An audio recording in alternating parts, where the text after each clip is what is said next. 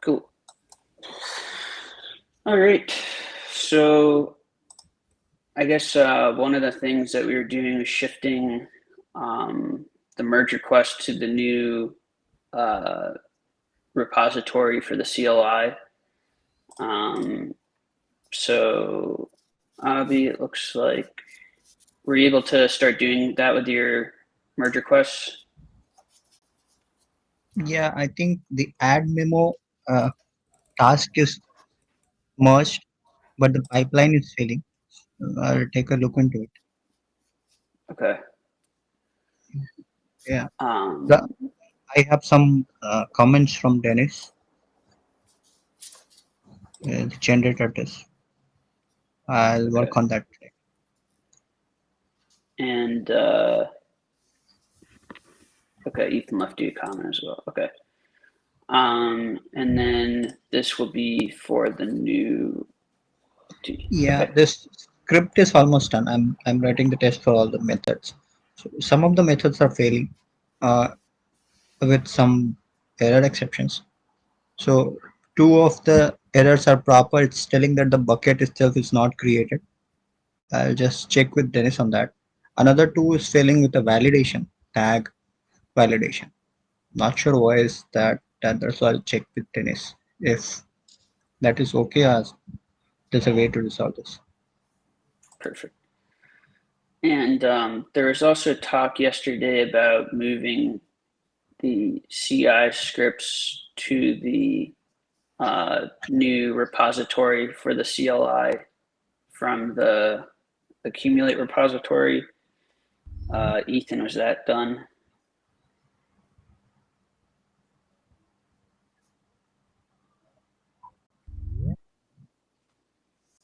Or Dennis or whoever would like to What did you ask answer. was done? I think we were talking about there were some CI scripts that needed to be moved to the new repository Yeah, I for the haven't checked. CLI. I don't know if it was or not. Okay. If you wouldn't mind checking, that'd be great. So the ledger. So Dennis, you got your S plus. Yeah, I got that yesterday. So I started debugging Sanders' issue. I found out the piece of code that was causing the issue. Now I'm trying to figure out why. So I built him a workaround version for now that he can test with. Wisdom can use that version too to finish up the documentation. Oh, good. Does he know that, or should I alert him? We can ping him. I was having Sander test it first just to make sure it worked for him. Okay, I'll send him a note. And yesterday you said there was just a little bit of work left on the driver, Yeah, and it's just displaying fairly the. stable. So I haven't really changed it much, but there's still some things I may want to add to it. Okay. Yeah, I think primarily yesterday you were talking about the firmware needs to display the Ledger Nano S info, S plus info. Yeah, so that was one of the issues I found where it was causing. Gotcha. Okay. Very good. So Sander, you're working on the JavaScript driver. Nope, not today. I'm still trying to make my branch for the ledger work with the new split CLI. And I found some things missing in the develop branch. I wrote a DM to Ethan in Discord to ask what that was. So I can get it to compile even because the reference encoder is internal package, and I have one branch where I see one branch that's the encoder was moved to the package, but I cannot find this code in the develop branch. So I'm kind of stuck on that now. Okay. So yeah, I guess Ethan, if you could help locate that. And in terms of some of the, so I guess once that's complete, you'll be able to test out the generating a key and sending tokens and all that stuff. Yes. Yeah, it was working, but now I have to split it up, and a part of the change is now in accumulate, and part of the change is in the CLI. So I have one merge request I open. I have to open when it's working. I have to open a second merge request for the Very good. CLI. Okay, sounds good. Okay. Thank you, Sander. Thank you, Dennis. Back to the core. So, Quentin, were you able to talk to Denny? Or are you talking to Denny today? I reached out to him today. Haven't heard back yet. Okay. Yeah, let's see if we can wrap this up. Hopefully, you addressed some of your comments. Hopefully. Yep. I'll let you know. Thanks. All right. Ethan, the script tool. So this is something, Paul, you're going to review. Have you gotten a chance to look at it? Well, it's not really a question of looking at it. It's getting to the point where I have the app reading it, and I started playing with the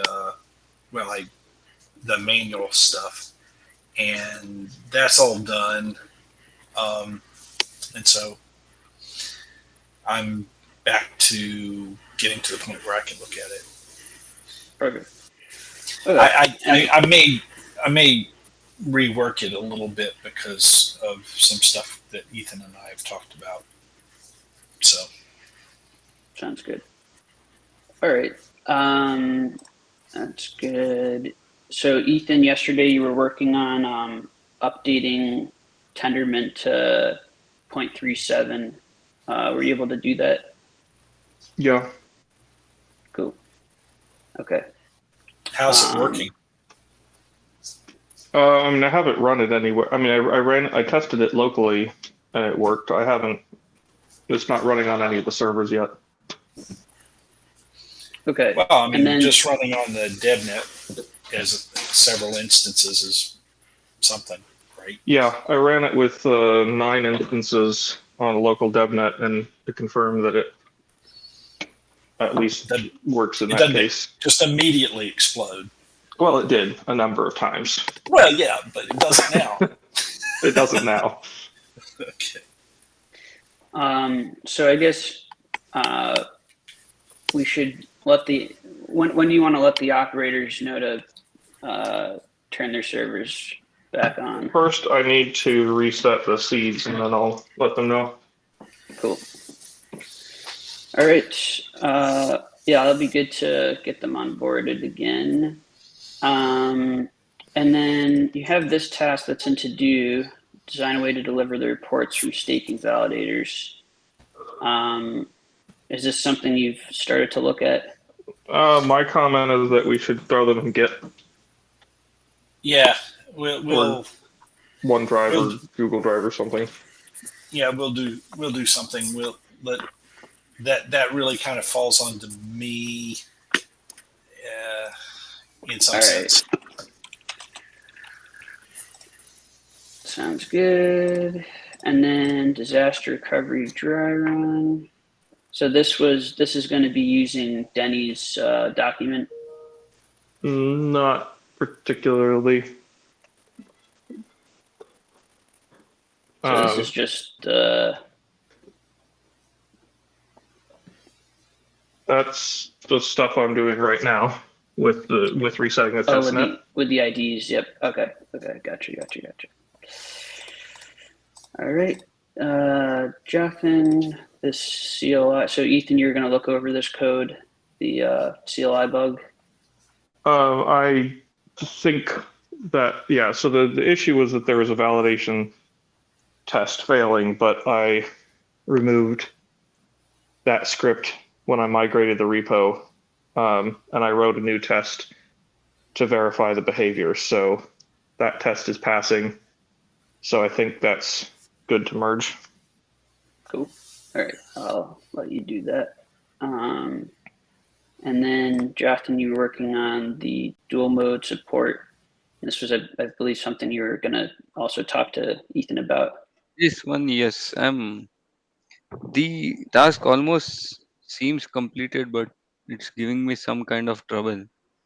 But I'm working on this. Mostly, I've been working on the task 3124, the other task Okay. in progress, Okay. and every merge request in the wallet repo, there is some problem with the lint, I guess. If Ethan, I messaged you on Discord. If you can look at it once. When we are running the pre-commit script, I don't know, there are some unwanted indents being added and the lint fails. We'll take a look. Yeah. And I also have some questions for Dennis. I'll message him. I added some comment also for task AC3124. Okay. And I guess before you continue to work more on that, if you could finish 2659, that would be great. Yes, yes, sure. All right. Thank you. Thanks. Paul, we have the manual staking document. So I will look over this today. Cool. All right. And then I also created a Jira for Dennis to make labels editable in the wallet, because these applications need to refer to a signing key by a label, because it's just too annoying to actually stick keys in systems. And then if you can reassign the label, then when you need to rotate keys, you can do so and you don't screw everything up. Does that sound like something that can be done, Dennis? Yeah, I mean, we can add it basically like a rename feature and Yeah, it's all something we like need. that. Yeah, we can move stuff around that way. Because what I'd like to say is the staking key. And can an address have two labels, or is it 1-to-1 right now? I don't know. I don't know if I tried that. I think it's 1-to-1, but I can try it. I think I'm pretty sure you should be able to, it should be one label to one address, but I'm not quite sure why an address would. I mean, the only thing that matters the other way around is how you report it. Yeah, but I'm just thinking about just how the generate key operates is when you request generate key, you pass it in a name you want to give it. Right. And it generates the key and gives it that name. It's not the other way around. Yeah, but I suspect that the labels. Public key. Yeah.